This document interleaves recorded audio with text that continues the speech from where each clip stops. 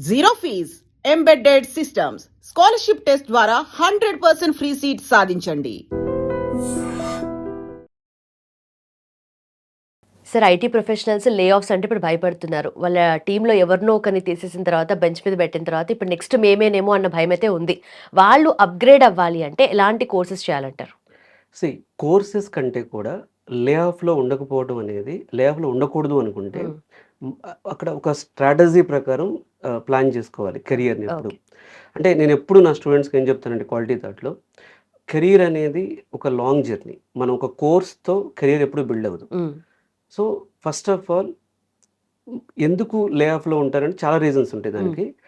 అది artificial intelligence effect కావచ్చు, లేకపోతే వాళ్ళ ప్రాజెక్ట్ బిల్డింగ్ చాలా రీజన్స్ ఉంటాయి. రైట్. కానీ వాళ్ళు ఎలా చూడాలి అంటే ఒకవేళ సాఫ్ట్‌వేర్ ఇంజినీర్‌గా ఉన్నప్పుడు మనం కంటిన్యూయస్ స్టూడెంటే. నేనైనా ఇప్పుడు సాఫ్ట్‌వేర్ కోర్సెస్ చెప్పాలి అంటే మేము రోజు నేర్చుకోవాలి. So, continuous student point of వ్యూలో ఉండాలి. అసలు ఇప్పుడు ప్రపంచంలో వస్తున్నటువంటి కొత్త సబ్జెక్ట్స్ ఏంటి? అది మా ప్రాజెక్ట్‌కి ఎలా ఇంటిగ్రేట్ అవుతుంది? ఎప్పుడు కూడా ఇప్పుడు ఎవరైనా వచ్చి ఇప్పుడు జనరేటివ్ ఏఐ, ఏజెంటిక్ ఏఐ అన్నారనుకోండి. ఒక ఏజెంటిక్ ఏఐని నేను మా ప్రాజెక్ట్‌లో ఇంప్లిమెంట్ చేస్తే, మా ప్రాజెక్ట్‌కి, మా క్లయింట్‌కి లేదా మా ప్రొడక్ట్‌కి ఎలాంటి బెనిఫిట్ వస్తుంది? ఇలా థింక్ చేస్తే రైట్. తను నేర్చుకుని ఇంప్లిమెంట్ చేస్తాడు. లేదు, మా ప్రాజెక్ట్‌లో అసలు జనరేటివ్ ఏఐ, ఏజెంటిక్ ఏఐ ఇలా ఇంప్లిమెంట్ చేసే అవకాశం లేదు అనుకున్నప్పుడు, అట్‌లీస్ట్ వీళ్ళు ఏం చేయొచ్చంటే ఏం చేస్తే అంటే నేనైతే ఏం చేసేవాడిని అంటే, ఇప్పుడు కొత్త టెక్నాలజీ సబ్జెక్ట్స్ అర్థం చేసుకుని క్వాంటమ్ కంప్యూటింగ్ అంటే ఏంటి? సైబర్ సెక్యూరిటీ అంటే ఏంటి? దీని గురించి మనం ఆఫీస్‌లో ప్రాజెక్ట్ ఎన్విరాన్మెంట్‌లో ప్రజెంటేషన్స్ ఇవ్వటం, సెమినార్స్ ఇవ్వటం ఇట్లా ఎర్లీగా చేస్తే ఏమవుతుంది అంటే, మన మేనేజర్‌కి కానీ లేదా క్లయింట్‌కి కానీ కొత్త ఐడియాస్ రావచ్చు. ఓకే, ఇది చేస్తే బాగుంటుంది కదా అని. రెండవది, ఎప్పటికప్పుడు కొత్త టెక్నాలజీస్ మీద పీఓసీస్ చేయాలి. ప్రూఫ్ ఆఫ్ కాన్సెప్ట్ అంటాం. అంటే పీఓసీ అంటే ఏంటి? ఫర్ ఎగ్జాంపుల్ సైబర్ సెక్యూరిటీ వచ్చింది. వీళ్ళు సైబర్ సెక్యూరిటీ నేర్చుకుని మొత్తం కోర్స్ కూడా అక్కర్లేదు. కొన్ని ఇంపార్టెంట్ కాన్సెప్ట్స్ నేర్చుకుని దాన్ని అక్కడ పీఓసీ లాగా చేసి క్లయింట్‌కి ప్రజెంట్ చేయటం. అంటే ఇంకా మనం ఎట్లా ప్రాజెక్ట్‌లో ప్రొడక్టివిటీ ఇంప్రూవ్ చేయొచ్చు అనేది చేస్తే, సో దీనివల్ల ఇప్పుడు నేను చెప్పిన 2 పాయింట్ల వలన క్లయింట్ ప్రొడక్టివిటీ పెరుగుతుంది. ఆఫీస్‌లో రికగ్నిషన్ వస్తుంది. రైట్. మనకు స్కిల్ వస్తుంది. ఓకే. ఎప్పుడు చాలామంది ఏమనుకుంటారంటే don't see as a course. Third చెప్తాను. ఇప్పుడు ఇంటిగ్రేషన్ చాలా ఇంపార్టెంట్. అంటే ప్రతిదీ స్క్రాచ్ నుంచి బిల్డ్ చేయక్కర్లేదు. ఇప్పుడు మన దగ్గర ఒక అప్లికేషన్ ఉంది. ఒక అప్లికేషన్‌కి ఒక చాట్ బాట్ యాడ్ చేద్దాం. ఒక అప్లికేషన్‌కి అనలిటిక్స్ యాడ్ చేద్దాం. ఒక అప్లికేషన్‌కి సెక్యూరిటీ ఫీచర్ యాడ్ చేద్దాం. ఒక అప్లికేషన్‌కి అడ్వాన్స్డ్ కంప్యూటింగ్ ఫీచర్స్ అంటే ఇక్కడ నేను ఎప్పుడు ఏం చెప్తానంటే ఇంటిగ్రేషన్స్.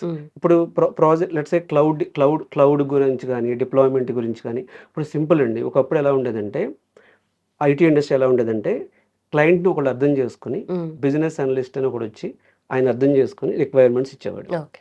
ఇంకొక అతను వచ్చి డిజైన్ చేసేవాడు. అంటే సొల్యూషన్ డయాగ్రామ్ ఇచ్చేవాడు. ఇంకొక అతను వచ్చి దాన్ని డెవలప్ చేసేవాడు.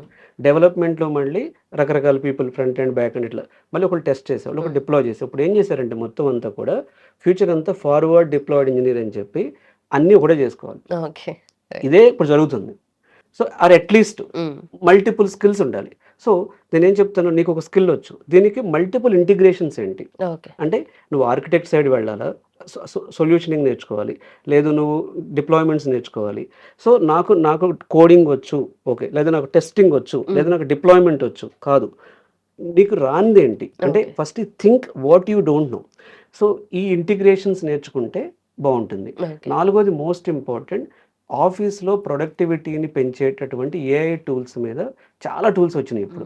సో ఇప్పుడు ఆ ఏఐ మైండ్ సెట్‌ని అక్కడ ఇంప్రూవ్ చేసుకోవాలి.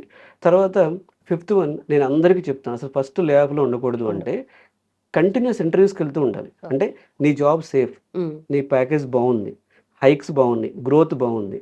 అలా అనుకుని ఎప్పుడు కంఫర్ట్ జోన్‌లో కూర్చోకూడదు. ఇప్పుడు ఏమవుద్దంటే కంఫర్ట్ జోన్‌లో ఉదాహరణ చెప్తాను. నేను 2008లో సత్యం కంప్యూటర్స్‌లో చేసేవాడిని. చాలా కంఫర్ట్ మా ప్రాజెక్ట్. అంటే సూపర్ కంఫర్ట్. సడెన్‌గా కంపెనీనే కొలాప్స్ అయిపోయింది. సో ఐటీలో రిస్క్ రావటం ఇప్పుడు కొత్త కాదు. Y2K ఇష్యూ వచ్చినప్పుడు 2001లో వచ్చింది.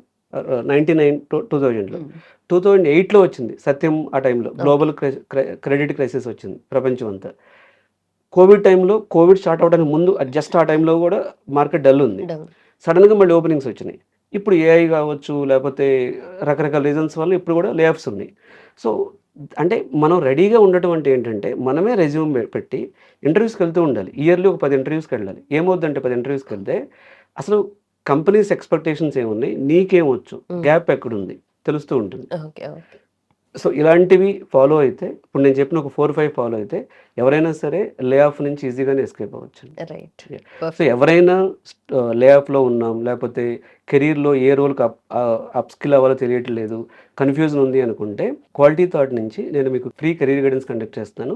నా ఎక్స్‌పీరియన్సెస్ ఏంటి, మా స్టూడెంట్ ఎక్స్‌పీరియన్సెస్ ఏంటి, లేకపోతే నేను రోజువారీ చూసేవి కూడా మీతో షేర్ చేయడం జరుగుతుంది. తద్వారా మీరు సో ఆ లే ఆఫ్‌లోకి వెళ్ళకుండా బెటర్ స్కిల్స్‌కి ఎలా వెళ్ళాలి, బెటర్ కోర్సెస్ ఎలా నేర్చుకోవాలి, బెటర్‌గా మీ రెజ్యూమేని మీ మీ ఎలా డిజైన్ చేసుకోవాలి అనేది మీరు డిస్కస్ చేయొచ్చు. Right. Done sir. Thank you so much.